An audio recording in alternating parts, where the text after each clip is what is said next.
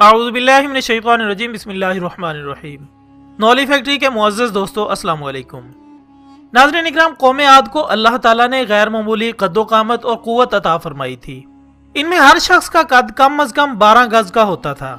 طاقت کا یہ حال تھا کہ بڑے سے بڑا پتھر جس کو کئی آدمی مل کر بھی نہ اٹھا سکیں، ان کا ایک آدمی ہی ایک ہاتھ سے اٹھا کر پھینک دیتا تھا۔ یہ لوگ طاقت و قوت کے بلبوتے پر پورے یمن پر قابض ہو گئے تھے۔ دو بادشاہ خاص طور پر ان میں بہت جاہو جلال والے تھے، وہ دونوں بھائی تھے۔ ایک کا نام شدید تھا جو کہ بڑا تھا، اور دوسرے کا نام شداد تھا جو اس کے بعد تخت نشین ہوا۔ یہ دونوں وسیع علاقے پر قابض ہوئے اور بے شمار لشکر اور خزانے انہوں نے جمع کر لیے تھے۔ شداد نے اپنے بھائی شدید کے بعد سلطنت کی رونق و کمال کو عروج تک پہنچایا۔ دنیا کے کسی بادشاہ میں اتنی جرت اور طاقت نہ تھی کہ اس کا مقابلہ کر سکے۔ اسی تسلط اور غلبے نے اس کو اتنا مغرور کر دیا کہ اس نے خدائی کا دعویٰ ہی کر ڈالا۔ اس وقت کے علماء کرام جو کہ سابقہ انبیاء کرام کے علوم کے وارث تھے، انہوں نے اسے بہت سمجھایا اور اللہ کے عذاب سے ڈرایا، تو وہ کہنے لگا جو حکومت اور دولت اور عزت اس کو اب حاصل ہے، اس سے زیادہ اللہ تعالیٰ کی عبادت کرنے سے کیا حاصل ہوگا؟ جو کوئی کسی کی خدمت و اطاعت کرتا ہے، یا تو عزت و منصب کی ترقی کے لیے کرتا ہے یا دولت جمع کرنے کے لیے کرتا ہے۔ مجھے تو یہ سب کچھ پہلے ہی حاصل ہے، مجھے کیا ضرورت ہے کہ میں کسی کی عبادت کروں؟ حضرت ہود علیہ السلام نے بھی اسے سمجھانے کی کوشش کی تو شداد نے پوچھا، اگر میں آپ کی باتوں پر ایمان لے آؤں تو مجھے کیا انعام دیا جائے گا؟ حضرت ہود علیہ السلام نے فرمایا کہ اللہ تجھے جنت دے گا جس میں تو ہمیشہ چین سے رہے گا۔ شداد نے حضرت ہود علیہ السلام سے جنت کے اوصاف پوچھے تو انہوں نے جنت کی خصوصیات تفصیل سے بیان فرمائی۔ یہ سن کر شداد بولا، مجھے اللہ کی جنت کی کوئی ضرورت نہیں، ایسی جنت میں خود ہی بنواؤں گا۔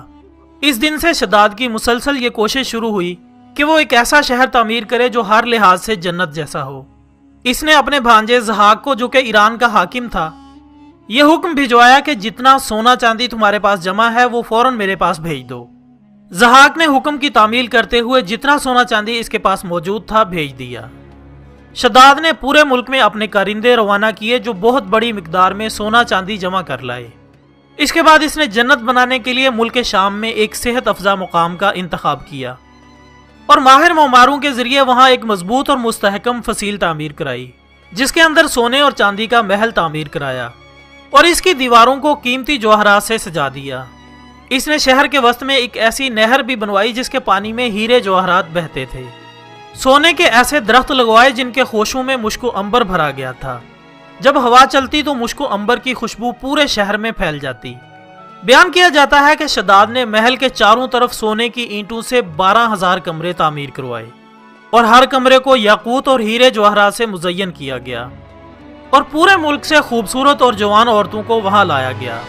یہ عظیم الشان جنت نما شہر 500 سال میں مکمل ہوا اور شداد کو اس کی تکمیل کی اطلاع دی گئی۔ اطلاع ملتے ہی شداد بہت بڑا لشکر لے کر اپنی جنت کی طرف روانہ ہو گیا۔ ابھی شہر سے ایک منزل کے فاصلے پر تھا کہ اس نے ایک ہرن دیکھا جس کے پاؤں چاندی اور سینگ سونے کے تھے۔ ہرن کو دیکھ کر وہ لالچ میں آیا اور اسے پکڑنے کے لیے اس کے پیچھے اپنا گھوڑا لگا دیا۔ بھاگتے بھاگتے وہ اپنے لشکر سے جدا ہو گیا۔ اچانک ہرن نے مڑ کر شداد کو پکار کر کہا، شداد تو نے عالی شان محل تعمیر کر کے یہ سمجھ لیا کہ اب تو موت کے پنجے سے بھی آزاد ہو چکا ہے؟ یہ سن کر شداد مارے خوف کے کانپنے لگا اور اس نے پوچھا کہ تم کون ہو؟ اس نے جواب دیا کہ میں موت کا فرشتہ ہوں۔ شداد نے کہا کہ اس وقت تمہیں مجھ سے کیا کام ہے؟ ملک الموت نے کہا کہ میں صحرا میں تیری روح قبض کرنے آیا ہوں۔ شداد نے کہا کہ مجھے کم از کم اتنی مہلت تو دے دو کہ میں اپنی بنائی ہوئی جنت کو اپنی آنکھوں سے دیکھ سکوں۔ ملک الموت نے اس کو اجازت نہ دی، چنانچہ شداد گھوڑے سے گرا اور مر گیا، اور اس کے لشکر نے ایک آسمانی چنگھاڑ سنی تو پورے کا پورا لشکر آن کی آن ختم ہو گیا اور شداد کی جنت میں جانے کے بجائے ملک عدم پہنچ گیا۔ اس کے ساتھ ہی آج کی ویڈیو کا اختتام ہوتا ہے۔